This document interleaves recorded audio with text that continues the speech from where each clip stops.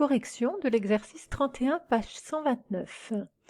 Donc, c'était un petit QCM avec deux documents. Donc, un document qui rassemblait les valeurs nutritionnelles moyennes de mini brownies et le deuxième qui est un petit extrait de facture d'électricité. Première question, on vous disait, l'énergie est une grandeur qui peut s'exprimer en grammes kilowattheure ou en euros. Alors, effectivement, même si on a une facture qui s'exprime en euros, ce n'est pas l'unité de l'énergie. L'énergie, quand il s'agit, alors il faut savoir que dans les aliments qu'on mange, il y a de l'énergie, puisque quand on va consommer, cette matière qu'on consomme va permettre qu'il y a des réactions chimiques dans notre corps, donc il y a de l'énergie chimique qui est mise en jeu. Donc à un aliment, on peut lui associer une énergie, et ici on voyait l'unité de l'énergie qui est exprimée en kilojoules ou en kilocalories. Et puis ici, dans cette facture d'électricité, où c'est une autre forme d'énergie, c'est de l'énergie électrique, cette énergie, elle est, alors ce qu'on vous met ici dans la facture, ce sont donc un montant à payer en euros, mais le montant correspond à ce qu'on a consommé. Et cette consommation d'énergie, elle s'exprime en kilowatts-heure. Donc, la réponse A était fausse. La B en kilocalories, ce serait correct. Kilowattheure, ce serait correct, mais euro, c'est faux.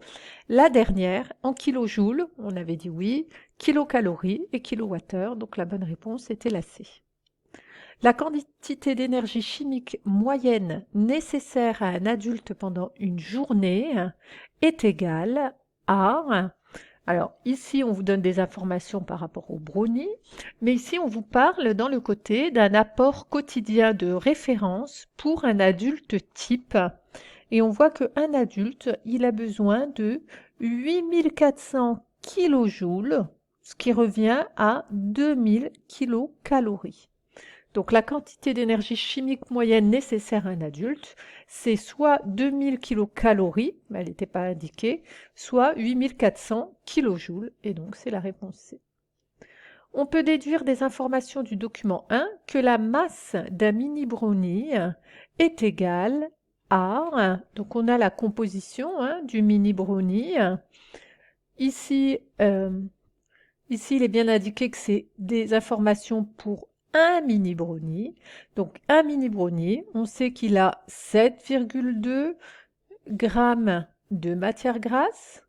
Dans ces 7,2, il y en a 2,9 qui sont saturés, mais donc en tout cas, il a 7,2 grammes de matière grasse, 15 grammes de sucre, et dans ces 15 grammes de glucides, mais dans ces 15 grammes de glucides, 12 sont du sucre, 0,9 grammes de fibres, 1,8 g de protéines et 0,11 g de sel. Donc il fallait additionner tout ça pour connaître la masse de notre mini brownie et on trouvait 25,01 g.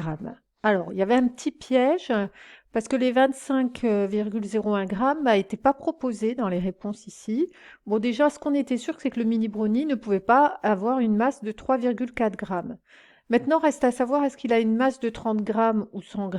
Bon, il semblerait que ils n'ont pas tout détaillé ici, donc a priori, il aurait une masse de 100 g. On pouvait quand même le vérifier. Ici, on vous donne la composition pour 100 g, c'est-à-dire si je prends 100 g de brownie, en additionnant ce qui est là, comme on a fait tout à l'heure, ben, on sait ce qui est là, qu'est-ce que ça représente dans notre brownie. Donc quand on additionnait tout ça, on trouvait 84,45 grammes. C'est-à-dire que sur les 100 grammes de brownie, les éléments détaillés représentent 84,45 grammes. Nous ici, on a des éléments détaillés qui représentent 25,01 grammes. Donc on pouvait en déduire la masse de notre brownie. On trouvait 29,61 grammes. Donc la bonne réponse, effectivement, est la réponse C.